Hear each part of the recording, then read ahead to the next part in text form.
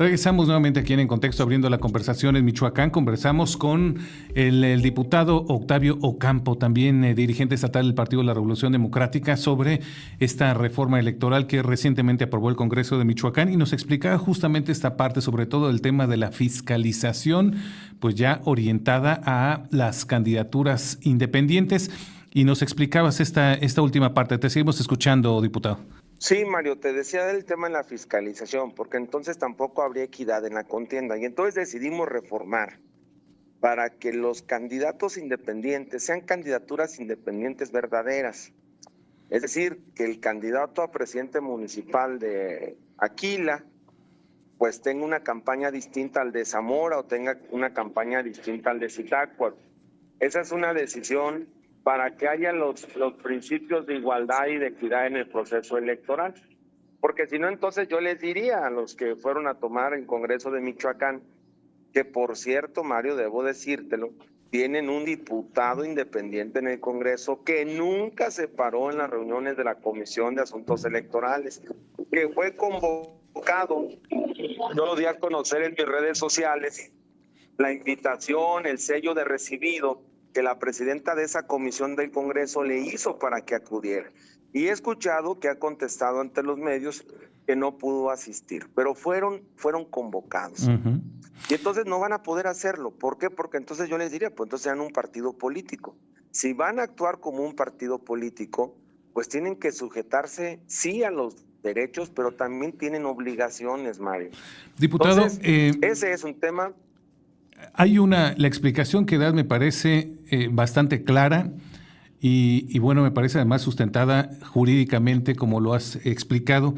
Digamos, el tema aquí y que ha generado esta polémica es que pues en política no hay coincidencias, y esta reforma sí se antoja o sí luce desde afuera al menos muy a modo para frenar esto que se conoce como el movimiento del sombrero, una reforma que no se da, por ejemplo, en otros estados y sí se da en Michoacán. ¿Qué le dices a esa gente que pues tiene esta preocupación que el Congreso de Michoacán se puso de acuerdo para frenar al movimiento del sombrero? Pues no lo frenamos porque las candidaturas independientes siguen. Es falso que se hayan anulado. Es falso que se hayan limitado. Limitar sería que se modificaran los requisitos para ser candidato independiente. Es falso que se haya anulado. Es decir, Mario, si quieres ser candidato independiente, lo podrá hacer.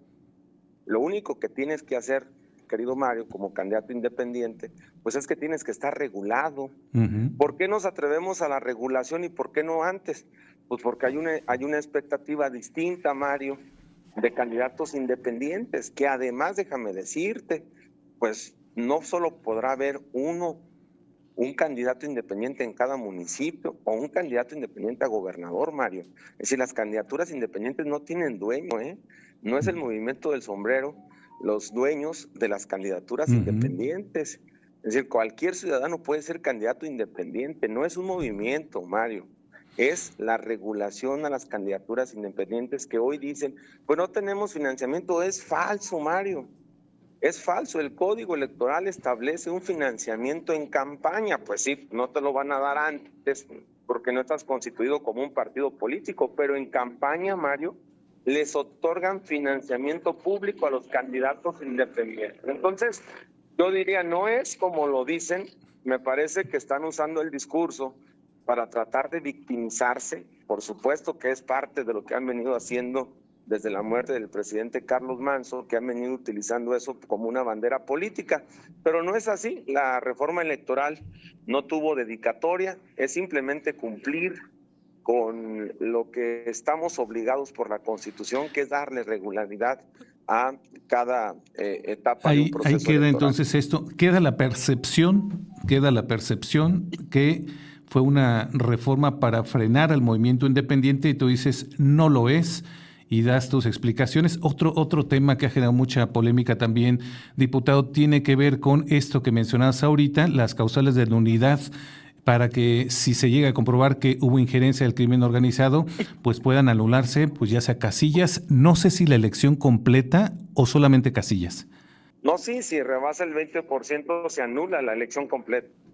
Ahora, uno de los temas que se registraron en el 2021 que cuando gana justamente el gobernador Alfredo Ramírez Bedoya es pues la dificultad para poder acreditar, digamos, estas injerencias, y que me parece completamente entendible, ¿no? Si grupos del crimen organizado se plantan en una comunidad o en una casilla amenazando a las personas, difícilmente van a presentar algún tipo de recurso o van a agravar, por ejemplo, estos hechos. ¿Cómo se pensó que se puedan acreditar estas injerencias para cuando las haya, si las hay, pues pueda la gente probar o demostrar que las hubo?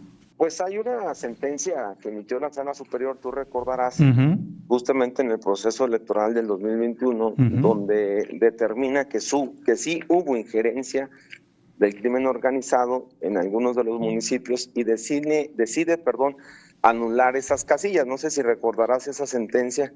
Sí, incluso esa sentencia establece justamente la dificultad que tuvieron los ciudadanos para acreditarla y deja abierta la duda de, en los lugares en donde hubo injerencia pero no se pudo acreditar, cómo se puede valorar una elección. No, porque cuando los representantes de casilla levantan las actas y escriben en su protesta en cada acta alguna irregularidad, pues cuenta.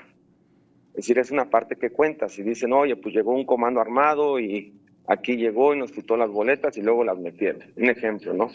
O la existencia de audios, la existencia de videos, la existencia de fotografías. Cuando llega gente armada a las casillas, por supuesto que hay una injerencia de un grupo armado. Esos fueron los elementos que en aquel momento la Sala Superior tuvo para decretar de que se anulaba la elección en esas casillas. Pero no estaba en el código, Mario. Ese fue a criterio de los magistrados. Hoy lo que hacemos es ponerlo en el código para que no quede al criterio de un magistrado, sino que esté ya en la ley. Que sería una reforma de avanzada a nivel nacional, ¿no? Sí, claro, por supuesto. Yo creo que debería ser ejemplo nacional. Desconozco también, debo ser sincero, desconozco si en otros estados ya se establezca la inmunidad por la injerencia del crimen organizado. Lo que sí es que en el Código Electoral Federal, pues no está, Mario, ahí no está contemplado. Por eso se complicó muchísimo que la Sala Superior pudiera tomar la decisión. Sin embargo, lo hicieron, que fueron pocas casillas, si no era un número como para la nulidad de la elección total. Y finalmente, bueno, no les tocó a usted, pero les tocará el tema de la reforma federal. ¿Quedaste conforme también con lo que se aprobó allá en la Ciudad de México? ¿Sobre el plan B o la última? Sí. Esto es la injerencia en caso, bueno, que se aplicaría, uno entiende, hasta el 2030.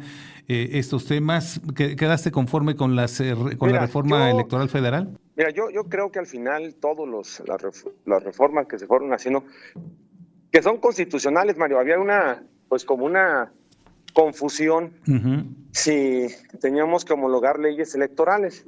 La verdad es de que toda la presentación del plan B, como esta última parte que presentaron sobre la injerencia extranjera, son reformas constitucionales, que por cierto yo decía en la reunión de puntos constitucionales, también soy integrante, que me parecía un exceso que lleváramos a la Constitución poner todo eso, porque al final la Constitución que tenemos hoy en México, en los estados, pues ya está muy añadida y con muchas enmendaduras. La verdad es de que yo no estaba de acuerdo. Sin embargo, creo yo, Mario, que sí tiene que existir la prohibición total y plena de la injerencia de gobiernos o estados que no sean, por supuesto, México, de gobiernos extranjeros, para tratar de incidir en un resultado electoral. Yo no sé si en esos mismos términos, de repente no me agradó mucho el texto, pero sí creo, por supuesto, que en el respeto a la soberanía de todos los países, pues ningún gobierno tendría que estar tratando de incidir en un resultado electoral. Bueno, pues ahí está. Esta preocupación la externó la presidenta ahora en este meeting que tuvo para celebrar o conmemorar sus 2 años al frente del gobierno de México. Ahí está la preocupación que tiene el gobierno de México. Diputado, muchísimas gracias por esos minutos. Al contrario, Mario, gracias a ti. Te mando un fuerte abrazo y que tengan todos un buen día. Gracias al diputado Octavio Ocampo, también presidente del PRD aquí en el estado de Michoacán. Vamos a hacer una pausa y regresamos.